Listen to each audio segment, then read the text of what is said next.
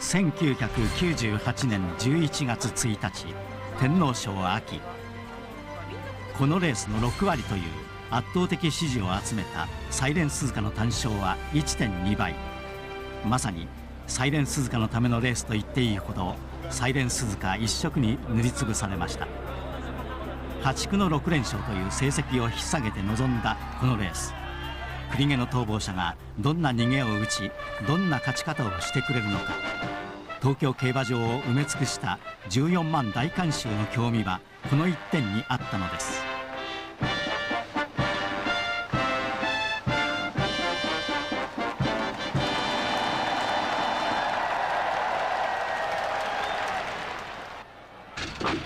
さあスタートしました。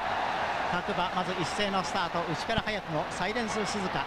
サイレンス鈴鹿が2馬身3馬身ぐらいリードを開いています。さあ注目のサイレントハンターは現在2番手です。先頭からは4馬身ぐらいになりました。3番手にはオフサイドトラップ。第2コーナーをカーブ、向こう上面出ました。馬なりでサイレンス鈴鹿ぐんぐん飛ばしていきまして、リードは今は7馬身から8馬身と開いていきました。2番手には単独で7番のサイレントハンターです。その後3番手は6馬身ぐらい空きました。オフサイドトラップ、その後ろに10番のステイゴールドが4番手、あとはテイエム大嵐、メジロブライト、そしてその後ろ11番のランニングケイル、あとは後方固まっていますがシルクジャスティス、この辺におります後方集団になりました。あとはだいぶ遅れています。後方には5番のゴーイング鈴鹿、現在最後方ポツンと置かれまして、4番のローゼンカバリーです。三川野の坂の上から下りに入りました。今 1000m を切りました。さあ57秒台で通過しましたサイレンス鈴鹿、速いペースです。このまま直線まで持っていけるか。10馬身リードが開いています。10馬身以上開きました。そして2番手には7番のサイレントハンター、単独でどうやらこの位置をキープしようというところです。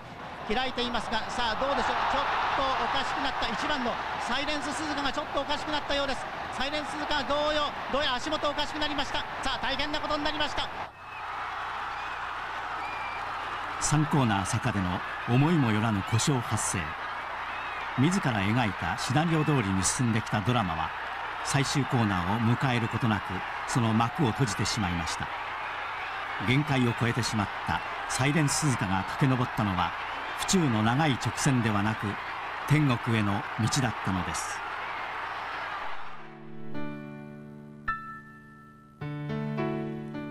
サイレンス鈴鹿主役の舞台となるはずだった東京競馬場。しかしサイレンス鈴鹿はゴール板を駆け抜けることなく行ってしまったのです。スローモーが蔓延する競馬界にあってサイレンス鈴鹿の逃亡劇は競馬ファンに強烈な印象を残していったのです。天皇賞であのようなことになりましたけれども、これは永遠のテーマになりますが、あのまま走っていたら、1着で突き抜けた可能性というのは相当感じていいんですか。もう 100% そうだと思いますね。負けようのない感じのする馬ですよね。それはもう能力の絶対値が違うし、とにかくあの馬もあのレースも他の馬があそこまでにかなりもう力使ってますからね、だから逆に言えばあの馬が勝ったっていうことになるんだと思うんです。サイレンス鈴鹿を目標にしていた馬が案外ダメで、オフサイドトラップが勝ったっていうのはやっぱりそういうレースだったからじゃないかなっていう気がしますよね。どんな一勝だったというふうに。僕はねサンデーサイレンスのこのやっぱり最強馬だと思いますね。ほとんどとにかくギリギリの勝負を知ったことがなかったし、もう本当に例えばジャパンカップを戦わせて2400っていうかなりきつい、それも東京のコースで、それで外国の一流馬相手に戦わせてどうかっていう答えが本当は出てほしかったですけれど、見てる限りはちょっと負けようがないっていう、この馬と待機シャトルぐらいでしょうね。とにかく近年で負けようがないっていう感じがする馬はね。それだけに惜しまれましたね。惜しまれますよね。でお母さんのお父さんの三脇の血脈って今ものすごく重視されてるんですよね。というのは三脇の子がかなり成功しているのと、メスタープロスペクター系の中では長距離持つし、同時に割合柔軟なレースに対する対応ができるっていうことで、だからある意味じゃサンデーサイレンスと三脇っていう一番今の世界的ないい血実脈を持っている。だから昭和としては相当期待できただろうと思うし、ああいうタイプのもう絶対的な能力の高い馬っていうのは昭和としてまずそうも落ちるっていうことはないと思いますからね。競馬界の革命児出現を予感させた個性派サイレンス鈴鹿。志半ばにして壮烈な戦死を遂げてしまったサイレンス鈴鹿。胸のすく逃亡を再び目にすることはなくなったのです。武豊はこう言います。精神的肉体的にも最高、スタートも馬場も行きっぷりも文句なし、何もかもが良すぎて限界を超え、高性能のエンジンが部品を壊してしまった。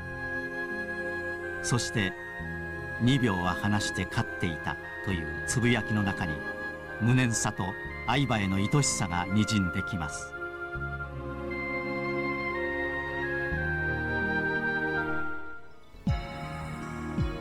98年11月1日、この秋の天皇賞はサイレンス鈴鹿のためにあった。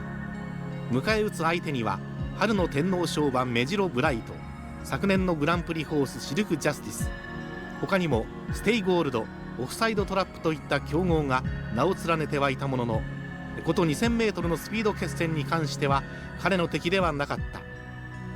ここも自分の競馬さえすれば勝てる、誰もがそう確信していた。もちろん安城の豊も。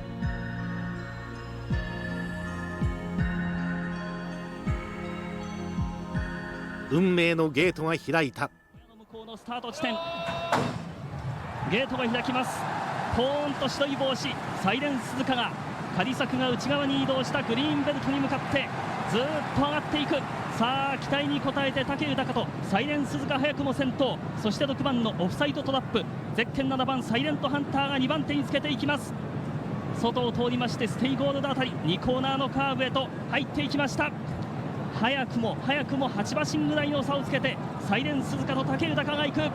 これだけ引いても後ろが見えない。2番手ようやく見えてきた。7番のサイレントハンターがつけている。これも単独の2番手、その後ろも6馬身から7馬身、6番のオフサイドトラップ、ステイゴールドがつけている。メジロブライトこの位置 TMO らし、ランニングゲイル、外を通りましてグルメフロンティア、内からシルクジャスティス、ゼッケン8番サンライズフラッグ、そして5番のゴーイングスツカが続いています。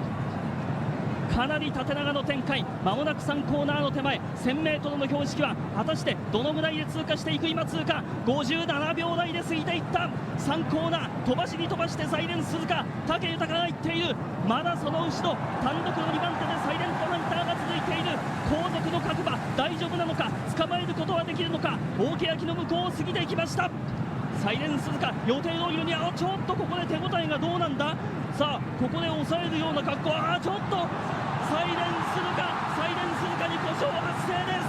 なんということだ。4コーナーを迎えることなくレースを終えた武豊、沈黙の日曜日。府中の14万観衆が悲鳴を上げた。信じられない、いや信じたくない光景が容赦なく我々の目の前に広がっていった。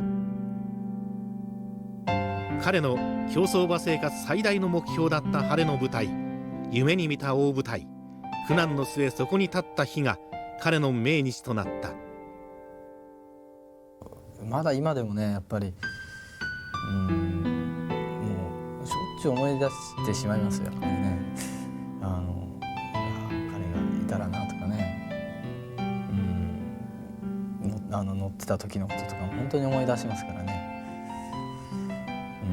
まだなんか現役でいるような気がしますけどね。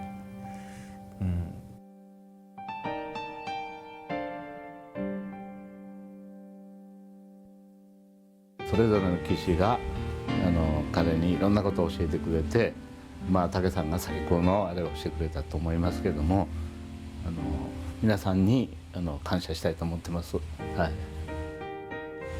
調教師っていうのも、これ騎手も一緒だと思うんですけど、馬を調教するんですけど、反対に馬に教えられる部分っていうのがたくさんあるんです。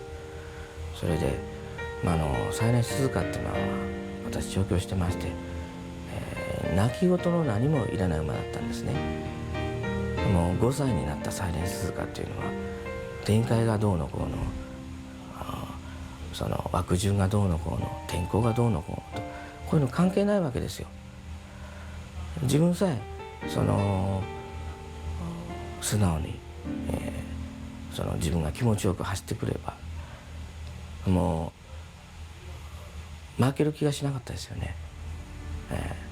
でそういう馬っていうのはなかなかいないもんですね。私はこのサイレンスが初めてでしたし、で本当に強い馬っていうのはこういう馬なんだよっていうのを教えてくれたんですよね。彼は速すぎたのだろうか、そのスピードゆえの骨折なのか、もはや誰にも止められなかった彼のスピード。しかしそれを止めてしまったのは他ならぬ彼の死だった。彼は正々堂々たる快速馬としてスローペース将校軍と呼ばれる近代競馬に真っ向から立ち向かい勝ちまくった。速い者に駆け引きなどいらないんだ。強い者には条件なんて何も関係ないんだ。彼は我々に多くのことを教えてくれた。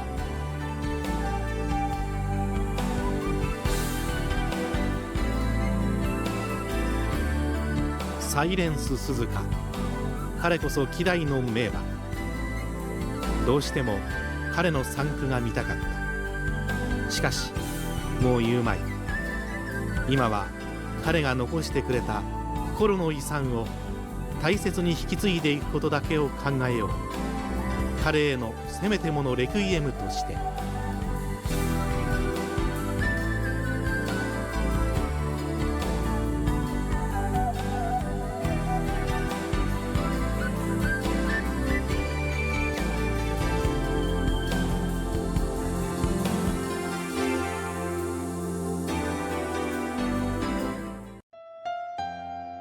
輝く栗毛の馬体に秘められた類いまれなスピード性能。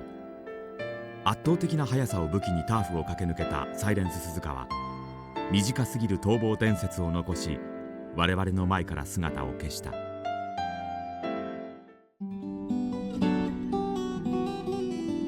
永遠の連勝劇も夢の海外遠征も全てを幻に変えた府中の悪夢。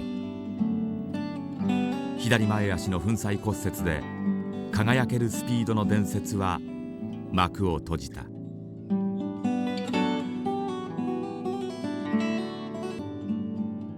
速さの代償か、それとも神の嫉妬だったのか、その答えを探すことすら虚しくなるような絶望感。馬房で見せたあどけなさと戦場で見せたたくましさ、その2つの表情の奥に秘められていたはずの素顔は、あの速さの謎とともに20世紀の競馬史に封印された。